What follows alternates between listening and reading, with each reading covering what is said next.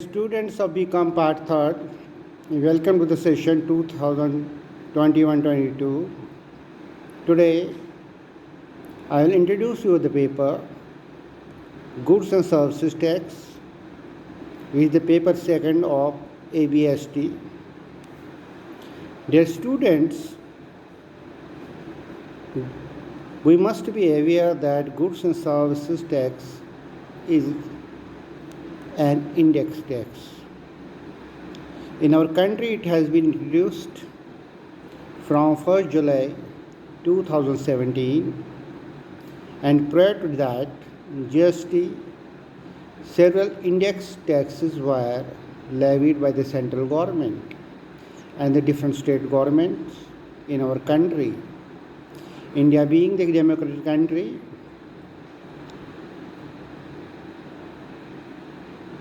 and the country supreme power of law is vested in constitution. It has been stated in our constitution that no tax shall be levied or collected except by the authority of the law. Hence, before knowing the introduction and the various provisions relating to goods and services tax, it is appropriate to know the background about the index taxes in India in brief. First, to refresh the memory of the students, we come to the point, what is the meaning of tax? As we all know, tax is an economic burden levied by the government, which is paid by the public to the government. The government uses such money in providing the facilities to the public. It is levied on persons or on the property. When we talk about the types of the taxes, we have two types. One is direct tax and one is indirect tax. So GST comes under the head indirect tax. What index tax is all about? If the actual burden of the tax is not borne by the person on whom it is imposed, but it is burden shifted by the taxpayer to someone else, and the actual burden is borne by the ultimate consumer, we say that the tax collected in this way is the indirect tax. This tax is levied on goods and services. Currently, the main indirect taxes are goods and services tax and customs duty. Before 1st July 1917, several index taxes were in functional, which includes central sales tax, shortly known as CST, state value added tax, state VAT, excise duty, service tax, and as a main indirect tax. Now, question here arises: what is the constitutional provisions before introduction of goods and services tax? Article 265 of the Constitution provides that no tax can be levied or collected except by the authority of law. The authority to impose and levy taxes and duties is governed by the Constitution via Article number 245, and we have to remember this article. I will repeat it. It is Article 245 of the Constitution. Since the power of levy and collection of the tax is given by the Constitution, hence no government, whether central or state, can levy any tax or duty authority. For this purpose, the central government, that is Parliament, may make law for the whole or any part of the territory of India.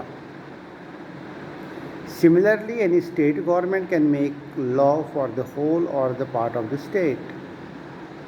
However, any such law should be consistent with the provisions of the Constitution. The power of levying various taxes has been given in the center and state government in the 7th schedule of the Constitution under the following heads. This is list 1, that is for the union list, list 2nd, that is the state list, and list 3rd, that is the concurrent list. Now, students, central government has levied the following direct and indirect taxes out of the various taxes given in the union tax. We'll mention only and focus only on the indirect taxes here because we are talking about the GST. When we talk about the indirect taxes, that is duties of the customers including export duties, which has the entry number 83. We have the duties of excise on tobacco and other goods manufactured or produced in India, entry number 84. We have the taxes on the sale or purchase of goods other than newspapers in the course of the interstate trade and consumer, the central sales tax, entry number 92A. We have taxes on services, entry number 92C. If we go for the explanation of it, in addition to effort for important taxes and duties, there are many other items in the first list from which the central government may collect revenue. The central government had levied many other taxes or duties in the past, but those are not in force now. For example, estate duty. The duty was collected from the person receiving the property left by deceased person. Now it is not applicable. Similarly, VAT tax has been discontinued and abolished from the financial year 2015-16, assessment year 2016-17. What are the taxes levied by the state government? This is another issue. The state government may levy various taxes, and indirect taxes are mentioned in the second list, that is state list. Normally, the state government has levied the following taxes. For example, land revenue, entry number 45, taxes on agriculture income, entry number 46, taxes on land and building, entry number 49. Similarly, duties of excise on the following goods manufactured or purchased in the state and same or lower rates in the similar goods manufactured produced elsewhere in India. For example, alcoholic liquids for human consumption. Taxes on the entry of goods into the local area for consumption, use on sale therein, entry number 52. Taxes on sale or purchase of goods other than newspapers in the state level value added tax, VAT, entry number 54.